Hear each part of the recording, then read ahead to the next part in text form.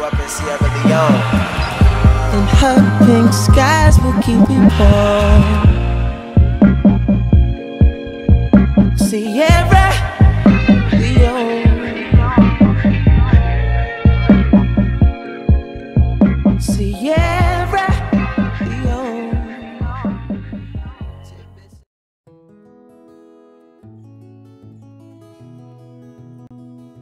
Push! Push! She told Yvette. At this point, Yvette was exhausted and just wanted the baby to be here already. Wah! The baby's here, said Mrs. Mash, the midwife. What will you name her, Yvette? I think I'll name her Sybella Umbeke Patricia.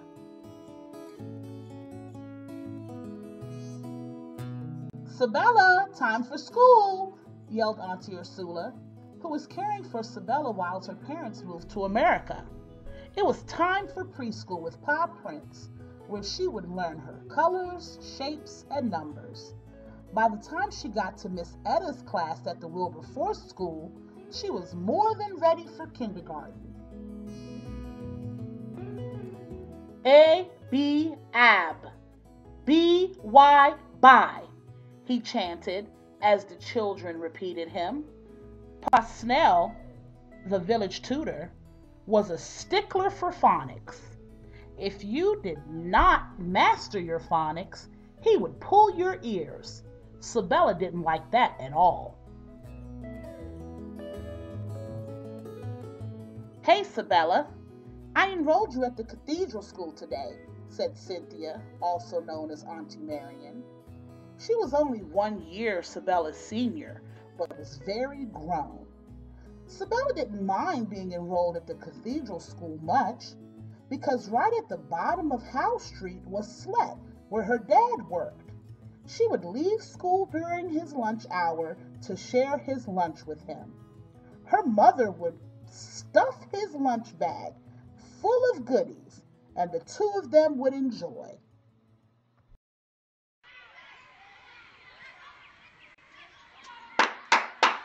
One, two, three. Games such as Accra, Touch, and Boat Kitty were schoolyard favorites. After school, Sybella and cousin Cynthia would make several stops on the way home. First stop, PZ, to visit Auntie Agatha, sort of a validation stop, to say hi. We went to school today.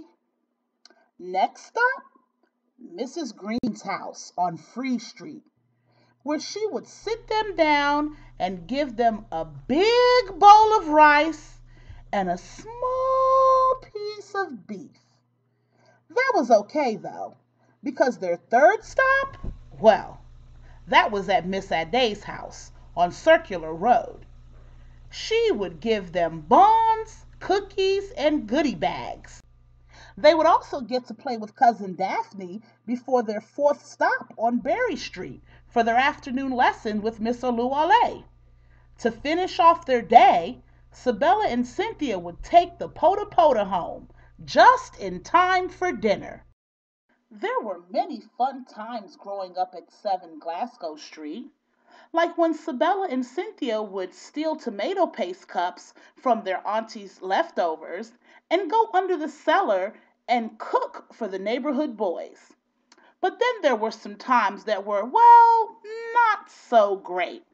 Like the time when Sybella, Yvonne, Clement, and Sogo got whooped by Uncle Raymond for playing in the quicksand at King Jimmy. Or like the time when Sybella and Adiatu were sent by Auntie Ursula to pick up a cake for Sheila's birthday. Instead of getting the cake, they went and played the slot machines. 1 cent, 5 cents, 10 cents. When I thought she had enough and she cast a nigga in she ball. Forget this small change, give me big money,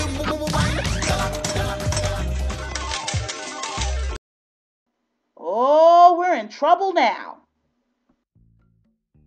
I got highest honors. I'm going to the girls' school, Sybella began to sing. She was so excited that she received word that she would be attending the Methodist Girls High School and always stayed in the top 5% of her class. That is, until this one time when she came in at number 14. She didn't want to disappoint her auntie, so instead of giving her the report card, Sybella decided she'd sign her auntie's signature instead. Well, this did not prove to be a wise decision because the next semester, when she was back in the top 5% of the class, she ran home to show her auntie, so excited to let her know that she was in the top 5%, and her auntie saw that her signature from the previous semester had been forged. So yeah, you guessed it, she got a whooping for being so smart. Sybella enjoyed the days when she got to visit with Yvonne at Grandma Gemma's house or Valerie at Auntie Dawoo's house. They would often receive gifts from Mom and Dad abroad as well. Sybella especially loved the Viewmaster.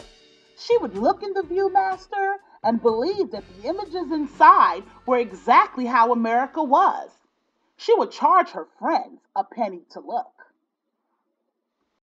Say, can you see I'm coming to America?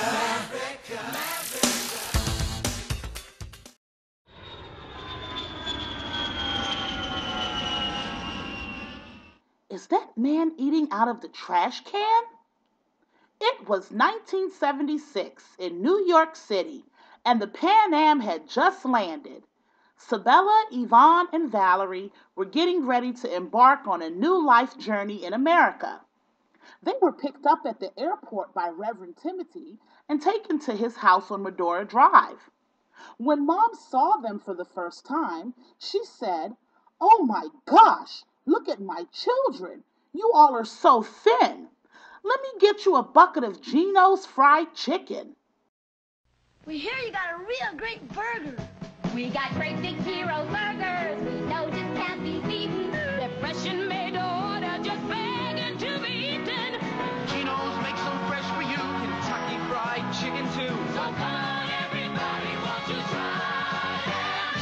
Geno's gives you freedom of choice. This was their first taste of American fast food. "Mom, why is your belly so big?" said Sybella. "That's because you're having a little sister, my dear." They were at 5610 Colorado Avenue, and life was different in America. Mom would go to the farmer's market and pick potato leaves and get meat from the butcher. She would bring it home so the girls could help her prepare the evening meal. The girls were not used to hard work and wanted to go back to Sierra Leone. There were always people over at the apartment at 5610. They would come over, eat, drink, and keep company. Soon after, the baby was born, and they named her Ninette.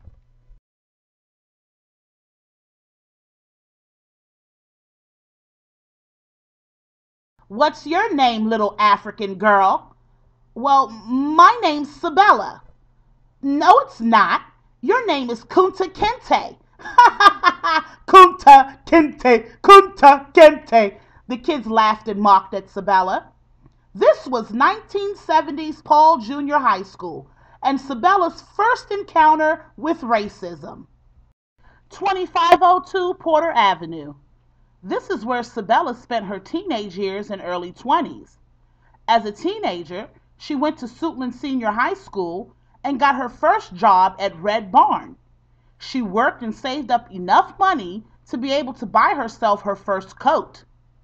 She went on to graduate from the Washington School for Secretaries and acquired her first career job at Diversified Engineering. Through this job, she was able to purchase her first automobile, her Oldsmobile Forenza. SME Engineering was her final job before she embarked on her 25-year career with IBM. "Daddy, is it a boy or a girl?" said Sybella. "It's another one of you guys," said her father. 1988 was the year, and her last sister, Velma, was born. In the early 90s, Sybella often helped out at Africana, her parents' restaurant. One day in October of 1995, while hanging balloons and bows for Africana's anniversary party, in walked a strapping young man by the name of Joseph Antoine Elong. He swept Sybella off her feet, and they were married a year later. Through their union, her relationship with Christ continues to grow. Even though she grew up as a Methodist, she accepted Christ as her Lord and Savior in 1997 and was baptized by Pastor David at Clifton Park Baptist Church. She and her husband served in various leadership roles at CPBC. As the Lord has called Antoine to serve as pastor, they continue their walk in serving international ministry. They are blessed to have 2 children, Matthew Joseph, born in 1998, and Catherine Joella, born in 2003. Sybella went on to graduate cum laude with a degree in information technology management.